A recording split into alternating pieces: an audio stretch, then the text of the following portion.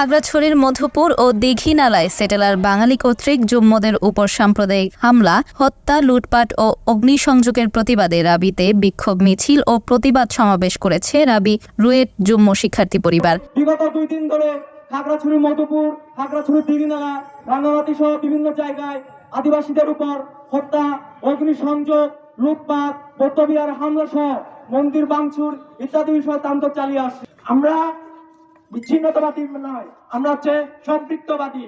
আমরা সেনাবাহিনীর বিরুদ্ধে নয়, আমরা হচ্ছে শোষক সেনা শাসনের বিরুদ্ধে রক্ষার জন্য সংগ্রাম, বৈষম্য, অন্যায় অফিসারের বিরুদ্ধে সংগ্রাম করতে জানি না সেই জাতি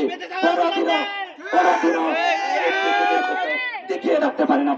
আজ বিকেল 4টায় বিশ্ববিদ্যালয়ের প্যারিস রোডে তারা এই কর্মসূচি পালন করে। তাদের হাতে প্লাকার্ডের মাধ্যমে বিভিন্ন প্রতিবাদী স্লোগান তুলে ধরে তারা।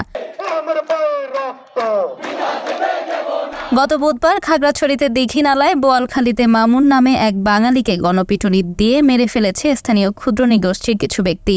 গণপিটুনিতে নিহত মামুন হত্যাকাণ্ডের প্রতিবাদে বৃহস্পতিবার বিকেলে বিক্ষোভ মিছিল বের করে দীঘিনালা ডিগ্রি কলেজের শিক্ষার্থী ও স্থানীয় জনতা। বিক্ষোভ মিছিল বের হলে পাহাড়ি ছাত্র জনতার সাথে ধাওয়া পাল্টা ধাওয়ায় সূত্রপাত ঘটে। পরে তা দুই পক্ষের মধ্যে সংঘাত ও সহিংসতায় রূপ নেয়।